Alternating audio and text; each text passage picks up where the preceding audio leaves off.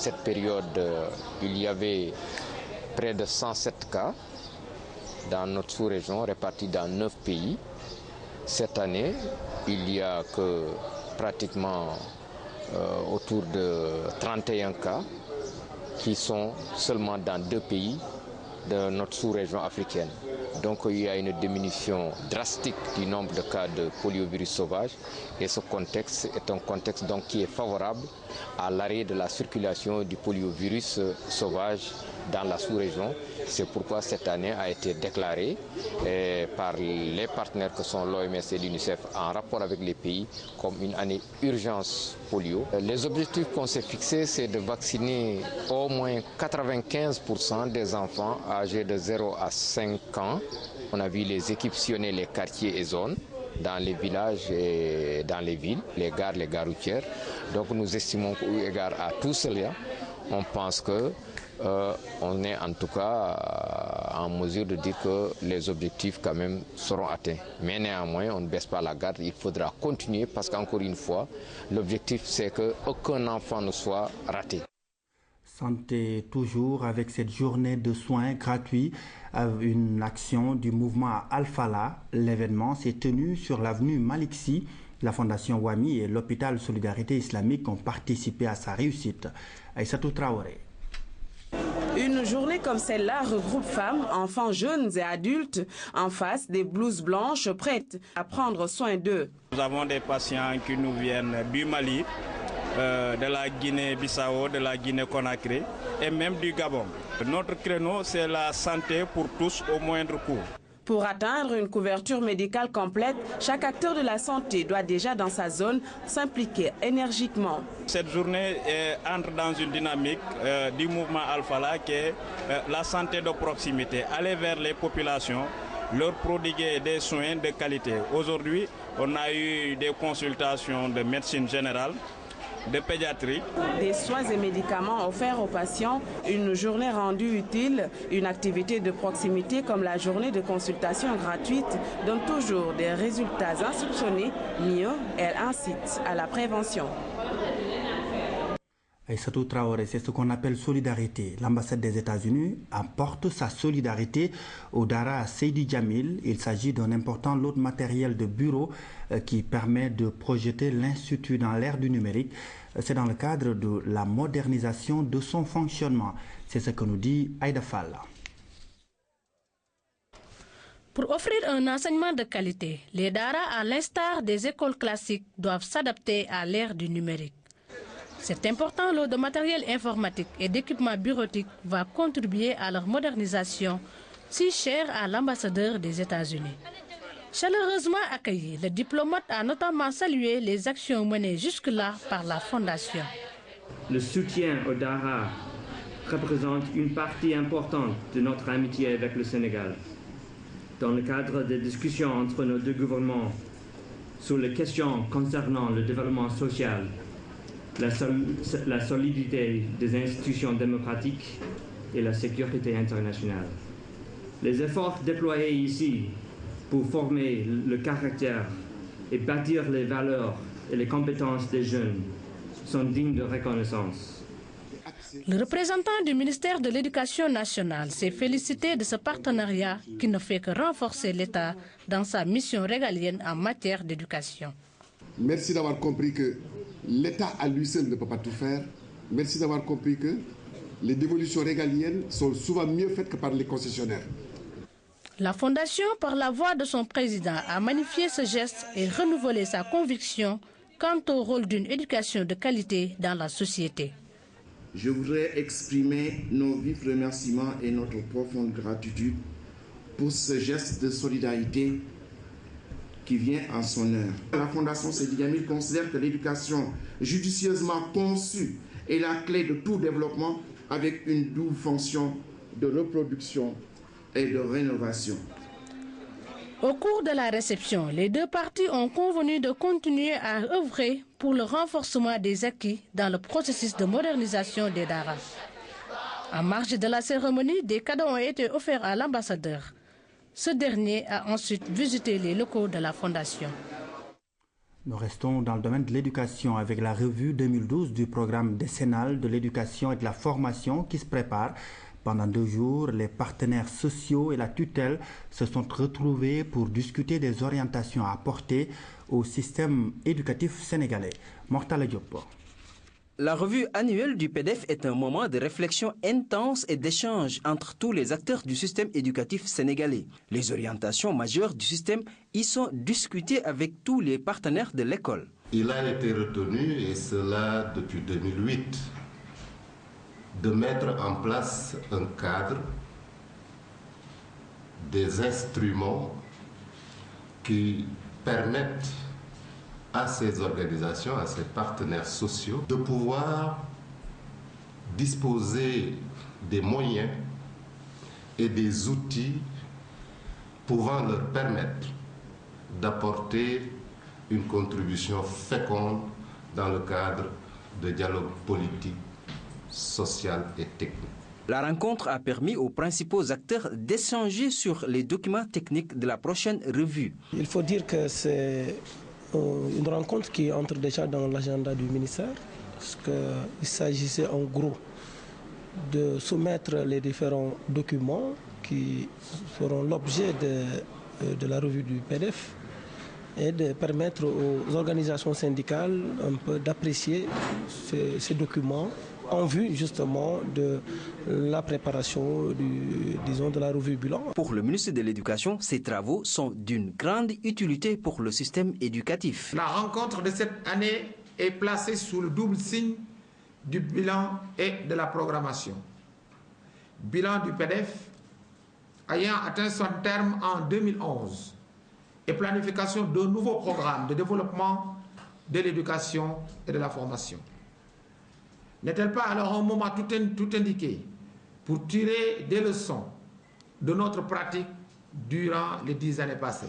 À l'issue des travaux, des pistes de solutions seront dégagées vers une planification consensuelle en vue d'une éducation de qualité. À Ziguinchor, les autorités éducatives pensent à la formation et à l'orientation des jeunes filles. C'est dans cette optique que le CRETEF a organisé son dîner annuel. L'objectif est de soutenir les promotions sortantes. Ousmane Ba, reportage. C'est l'image d'une région naturelle de la Casamance qui est véritablement prise en compte dans le domaine de la formation professionnelle et technique de ces jeunes. Ainsi, dès 1967, le Centre régional d'enseignement technique féminin, le CRETEF, y est créé avec ses différentes filières comme la couture, confection, la coiffure et la restauration, entre autres. Le CRETEF de Ziguinchor a été créé en 1967. Il comptait 2 filières, la couture, confection et la couture. Mais aujourd'hui, nous sommes à 3 filières, la coiffure. On a fait du macramé, des robes d'enfants de 5 à 6 ans, des chemises, des pantalons. En général, les pantalons et les chemises sont réalisés en 2e et en 3e année. Pour mieux faire connaître ce centre de formation professionnelle et technique aux populations de Ziguinchor, un dîner annuel est organisé. Une opportunité saisie pour bien cerner les activités génératrices de revenus que mène le CRETEF au bénéfice des apprenants. Vraiment, c'est des événements à souhaiter, c'est des événements à encourager parce que ça contribue largement à l'insertion des jeunes filles qui sont donc au niveau de ces centres d'enseignement technique. Pour ce dîner, nous présentons tout ce que nous faisons, un défilé de mode, des expositions ventes, une kermesse, donc tout ce que nous faisons à l'école, nous le faisons voir au public, aux parents, aux autorités. Et les recettes vont directement à la caisse d'insertion. Si cette activité a pu réussir, c'est grâce à la participation de tous les acteurs et les partenaires. À travers le théâtre et la poésie, un message fort est lancé lors de cette soirée riche en couleurs. Un appel pressant est adressé à tous, œuvrer pour la recherche de la paix dans notre Casamance naturelle. Actualité internationale, nous nous arrêtons en France. François Hollande prend le pouvoir mardi. La passation de pouvoir, c'est une cérémonie, un protocole et bien souvent un ensemble de symboles. Un entrant, un sortant. Quelques minutes sur le perron, 1 heure en tête-à-tête, une journée entière de symboles. 4 passations de pouvoir, 4 histoires. 14 janvier 59.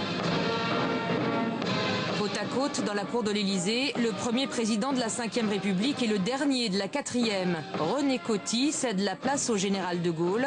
Et déjà, le cérémonial est fixé, remise du grand collier de l'ordre et discours d'investiture.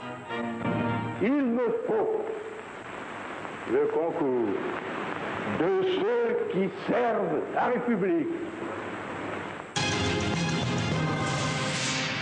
21 mai 81, passation entre un vainqueur et un vaincu. Poignée de main crispée, tête-à-tête glacial. À la sortie, Valéry Giscard d'Estaing quitte l'Élysée à pied, sous les huées.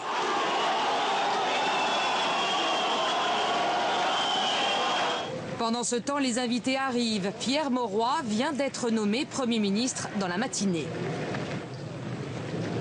C'est convaincre qui m'importe et non vaincre. Il n'y a eu qu'un vainqueur le 10 mai 1981, c'est l'espoir.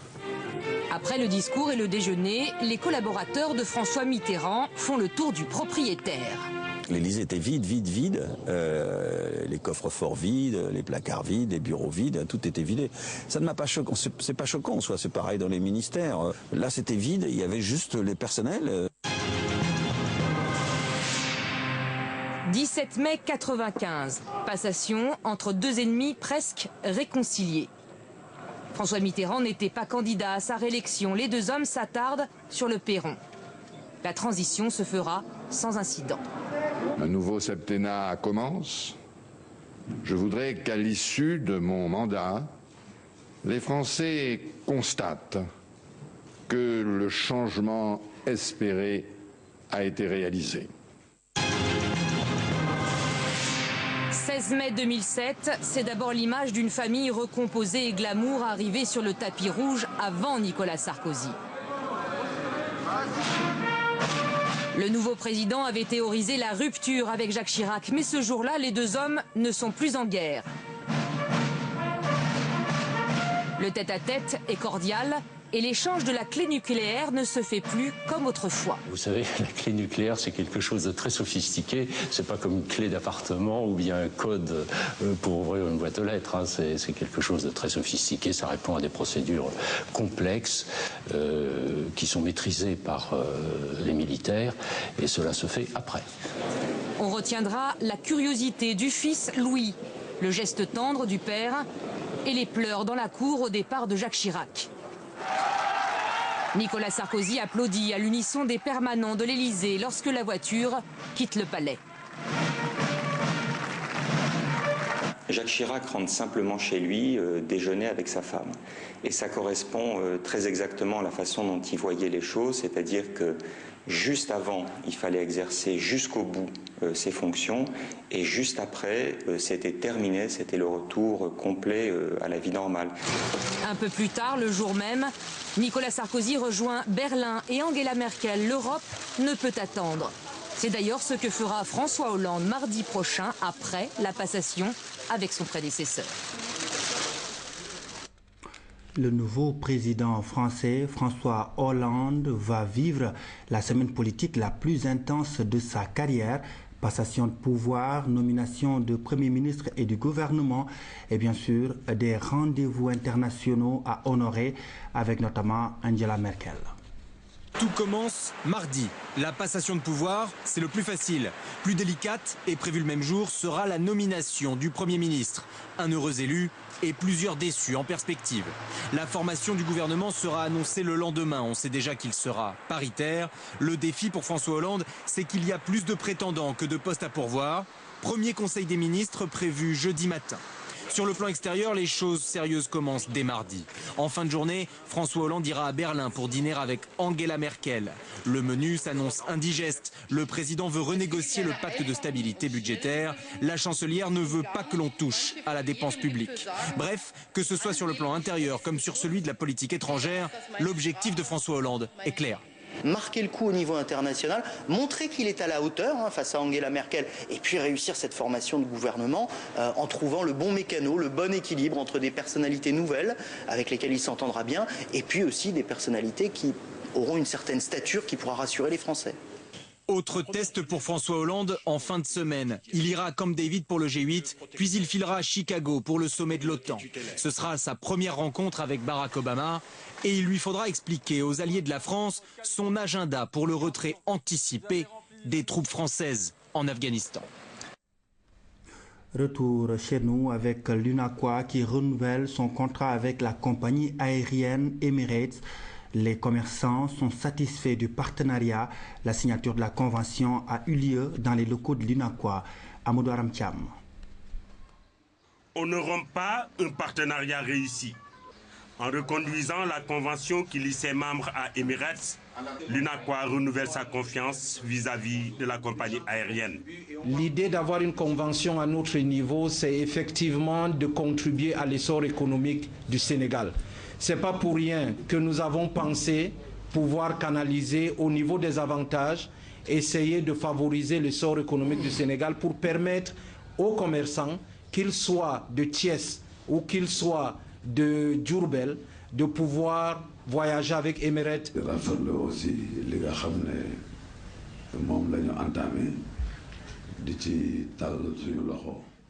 Nous exprimons notre satisfaction et notre entière adhésion à cette convention signée il y a juste un an. Je rappelle simplement qu'aujourd'hui, nous paraphons l'annexe de la dite convention.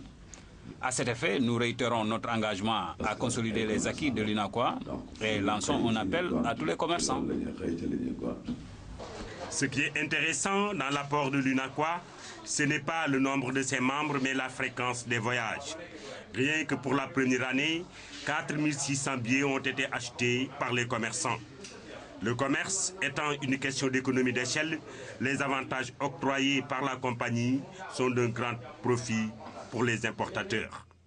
J'ai eu à bénéficier de ces avantages et pour vous le rappeler, les 5% de réduction sur le billet de transport, en plus des 20 kilos que l'Emirates vous octroie de plus pour l'aller et le retour. Les commerçants qui n'ont pas manqué de saluer à l'unanimité la réussite de ce partenariat ont soulevé devant les responsables leurs préoccupations. Des préoccupations que le directeur régional compte prendre en compte pour améliorer le service au bénéfice de l'UNACOIS. Plan Sénégal fête ses 30 années d'existence. L'événement a regroupé des centaines d'enfants. Il s'est déroulé à Saint-Louis du Sénégal. Occasion pour les responsables de Plan de tirer le bilan de 3 décennies d'activités socio-éducatives. Maman Moussagnan. Happy birthday to you. Happy birthday. 30 ans au service de l'enfance, c'est ce que Plan Sénégal vient d'accomplir. Pour célébrer l'événement, l'ONG a mobilisé ses enfants de Thiès, Kaolack, Louga, Dakar et Saint-Louis dans la cité de Mam Kumbabang. Donc ça fait 30 ans que le plan est au Sénégal. Il a réalisé des actions. C'est pour sur les droits de l'enfant bafouillé. Je suis très reconnaissant de Plan aussi. À travers une veillée culturelle animée par les enfants, Plan Sénégal a revisité son parcours, riche en activités socio-éducatives. Également, l'ONG a rendu hommage à ses parrains, des hommes et des femmes du monde entier au service de l'enfance. Par exemple, cet homme atteint de cancer ou cette dame qui a parcouru des milliers de kilomètres pour retrouver son enfant parrainé. Plan Sénégal, c'est ainsi une histoire qui se raconte. 30 ans, c'est longtemps. Je pense que les enfants ne peuvent pas imaginer 30 ans, non? Aujourd'hui, nous avons agrandi l'éco-organisation de 10 millions d'euros chaque année. Ça veut dire 6 milliards de francs CFA chaque année. Nous travaillons avec 76 collectivités locales, avec 1000 villages, avec 1,28 million de personnes du Sénégal. Des encadreurs, des volontaires communautaires ont été honorés à l'occasion pour services rendus à l'enfance. Des enfants qui se sont bien défoulés toute la soirée L'orchestre Konei a fait danser les enfants jusque tard dans la soirée. Nous ouvrons la page culture de ce journal avec la Biennale 2012. Au 3e jour, la ronde des vernissages d'exposition se poursuit. Hier, c'est celui de l'exposition consacrée aux artistes invités qui s'est tenue à la Galerie nationale d'art. Oumindour nous en dit plus. À la Galerie nationale d'art, les œuvres du Sud-Africain Peter Clark sont l'attraction. Elles suscitent émerveillement et curiosité. Ça tombe bien, cette notion, le fringant jeune homme de près de 83 piges en a fait un des moteurs de sa riche carrière. C'est normal d'être curieux et de vouloir comprendre ce qui se passe ou ce qui est produit autour de soi. C'est également important pour les artistes d'être avant-gardistes en testant de nouvelles choses. Cette recette, Peter Clark se l'est d'abord appliquée en tant qu'artiste plasticien, mais également en tant qu'écrivain. Il fait ainsi partie de ceux qui ont contribué au dynamisme de la création artistique en Afrique du Sud. Mais les soubresauts de l'histoire de sa patrie l'ont privé de la reconnaissance qui lui était due. Peter, il n'est pas très connu en Afrique du Sud quand même. À cause de l'apartheid, c'est vraiment un privilège à présenter Peter Clark ici. Privilège valable dans les deux sens, puisque pour Peter Clark, ce 10e Dakar, qui est aussi la première biennale de sa vie, concrétise un vieux rêve. Depuis mon enfance, j'entends parler de Dakar et j'ai toujours rêvé d'y venir un jour. C'est donc un grand honneur pour moi d'y exposer mes œuvres. Autre artiste sud-africain qui ne boude pas son plaisir, Bernie Searle. Son parcours est très différent de celui de son aîné, puisque son œuvre est connue et reconnue à travers le monde. Elle est venue plusieurs fois à Dakar, où elle a décroché en 2004 le prix du ministre de la Culture. Et pour elle, l'histoire d'amour avec la Biennale d'art africain contemporain se poursuit. Le Dakar est un des événements artistiques les plus importants en Afrique. Tous ceux qui s'intéressent à l'art ou qui le font vivre s'y retrouvent. Et cela nous offre énormément d'opportunités grâce à la rencontre d'artistes d'horizons divers.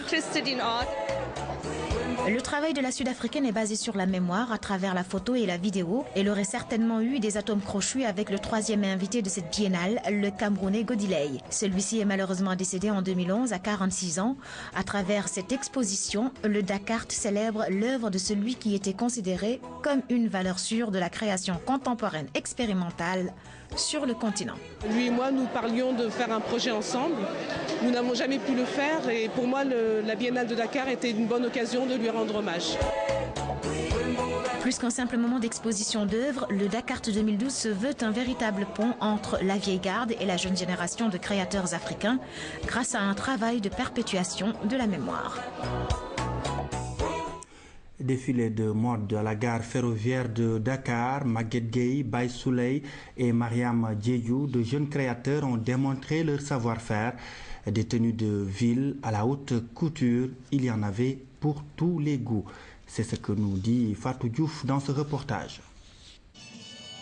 3 créateurs de mode, mais de styles différents, ont gratifié le public d'un défilé de haute facture.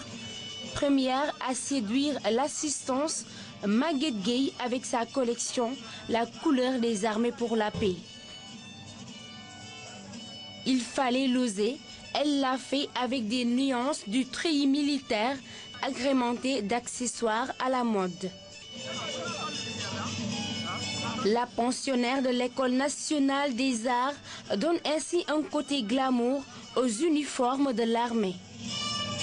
Les gens, partout dans le monde, ils ont des préjugés par rapport à l'armée. Ils pensent que les armées, c'est pour la guerre. Ils pensent qu'ils sont là pour nous faire mal, alors que c'est tout le contraire. Ils sont là pour amener la paix. Ils vont dans les champs de guerre pour nous défendre, pour dire que c'est des humains. Après la tenue, c'est la vie sociale. Ils sont des gens normaux comme nous. Autre défilé, autre style, le streetwear du rappeur, chorégraphe et styliste Baye Souley. Sa collection dénommée Bulldog Style, soit intelligent, met en exergue une façon de vivre, de s'habiller des jeunes urbains du 21e siècle. Ma collection, c'est ça, c'est la rue, c'est ce qu'on voit, c'est Art Me, c'est ça Bulldog, c'est ça la philosophie qui est derrière, c'est la rue.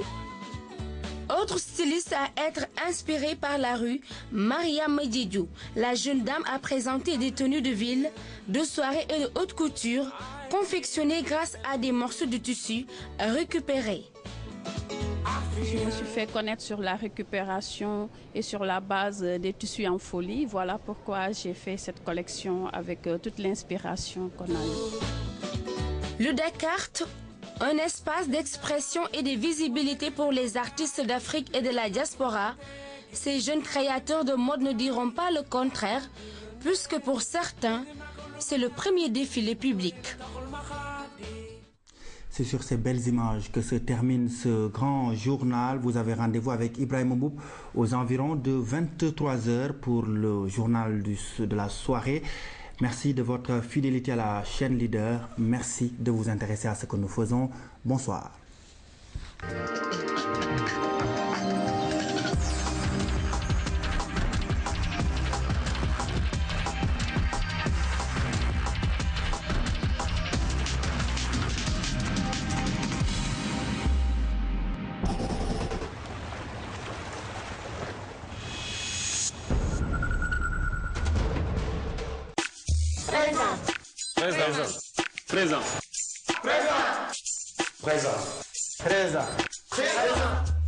Tous présents maanaam na ñëpp taxaw tem jagleel ku ne jàng bu mucc ayib fexe jàppandalu jàngub tut tànk yi mooy rek jublu ci ëllëgu njaboot gi rafetal ko muy ngëneel ci sunuy entreprise yi ak sunu réew na ñëpp teew ànd ci booloo mu saxoo yar dogu ak xarañ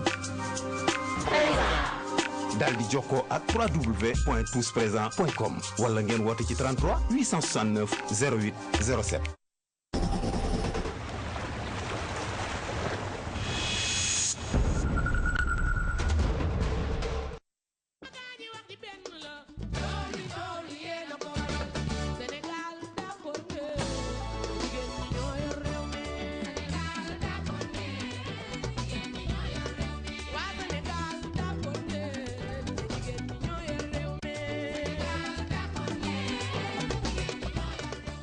Au début, un idéal, un combat. Il est clair que l'égal accès des femmes au même titre que les hommes aux sphères décisionnelles est une vieille revendication qui s'est souvent heurtée sur des écueils arrimés par des préjugés tenaces.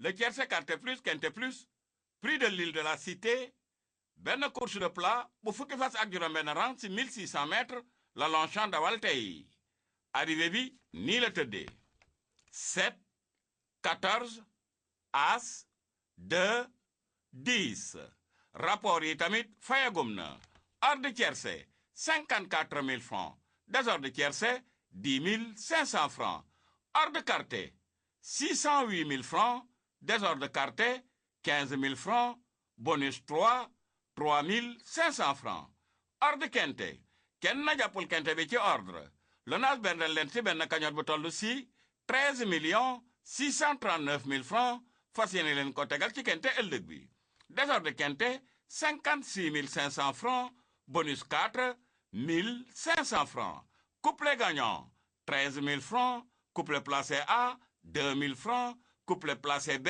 3 500 francs couplet placé C 6 000 francs ëllëg si altine bi fukki fan ak ñeent ci weeru mai Maison Lafitte la ñu jëm mooy dawal le prix de Bontigny di beneen course de plat bu fukki fas ak juróom-ñett rang ci 3100 mètres favori 3 9 16 5 6 outsider yi 12 8 10 surprise yi 7 17 18 bonne chance cant ak ngërëm ñeel na leen ci seen teewlu ba ëllëg inshallah.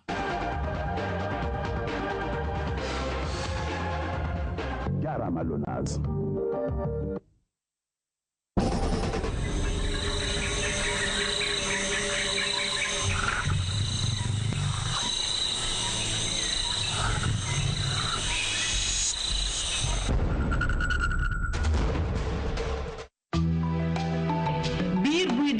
faat lu toll ci 1,5 million ci xale yi nekk ci réew yi néew doole yi. fii ci Sénégal bés bu ne lu toll ci 20 xale dinañu faat ndax biir buy daw moo ne de xale bu ci biiram tàmbalee daw bu ñu ko joxee SRO di ndox bii ñu dolli xorom ak suukar boole ci zinc dina taxawal biir buy daw boobule te wàññi tolof-tolof yi mu mën a jur dina tax ba biir buy daw du yépp xale bi te itam dina wàññi li mu xale yi mu daan faat looloo tax ba kuréel bii ñuy wax Alliance Zinc ngir jàppale wér-gu-yaramu xale yi taxawal ab programme bu rëy buy xeex biir buy daw ak jumtukaay yii di SRO di ndoxu xorom ak suukar boole koog zinc ngir jàppale ministère bi yore wér-gu-yaram ak ndimbalu askan wi ci xeex biir buy daw secteur privé ak public bi lëkkaloo nañu ñu ràññee ci nag université Cheikh Anta Diop bu Dakar kuréel gii ñuy wax initiative pour les micronutriments di EMAI Tech Ressources di ab société minière ak agence canadienne pour le développement ñu gën ko xam ci ACDI xew-xew ubbite ba nag talaata la fukki fan ak juróom bu fukki waxtu jotee ca suba ca hôtel des Almadies ci teewaayu Awa Maricol Seck di jëwriñ ji ñu dénk wér-gu-yaram ak ndimbalu askan wi.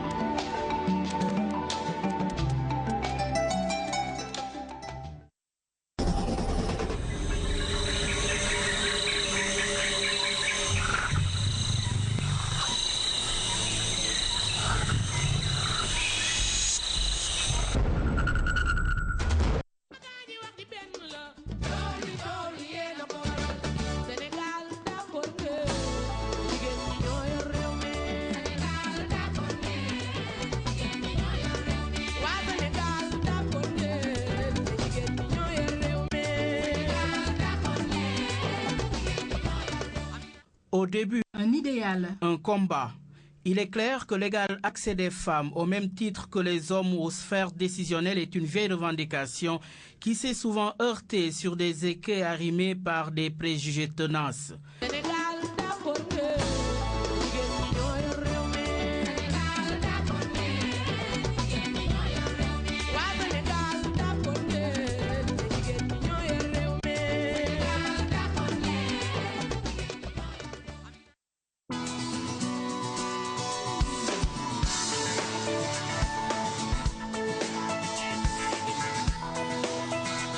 Donne-moi cette guitare. Pourquoi je te donnerai la guitare?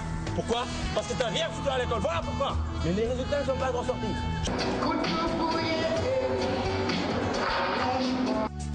Allô? Je serai à tes côtés dans 5 secondes. Nous avons autant de diversité dans les usages et les dimensions de la calebasse. J'ai envie d'être jugé comme un photographe de San Francisco et un photographe de Jakarta, quoi.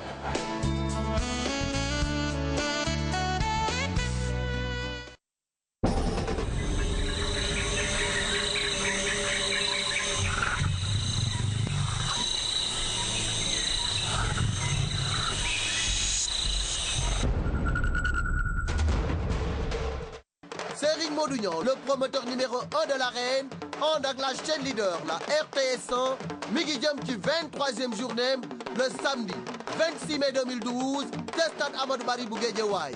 Deuxième édition, drapeau association nationale des bijoutiers du Sénégal nga xam ni moom mooy seen président d'honneur Moussa Niang di président bi. Ci programme bi juróom-benni combat King Kong, écurie Fass, Ibou Senghor numéro 2, école de lutte Gana Seras. Malick Ndiaye bu Pikine, Niass Niass, école de lutte Balla Gaye. Ziza, école de lutte Boy Niang. Mandela, école de lutte Mor Fadam. Tigre bu Pikine, Paco Janson, école de lutte Pape Diop. Diarra numéro 2, bu Pikine Nord, Baye Diop, benn baraag. L'homme de Malika ak Kona bu Lansar. ñu ne nag bés boobu ANBS ñu ngi ko dara jaale Ibra Gueye, chargé des finances de l'association. Kon nag mbokk yi, le 26 mai 2012, drapeau de l'ANBS. 4e journée du Challenge Orange avec Luc Nicolaï le 19 mai 2012 à Diourbel.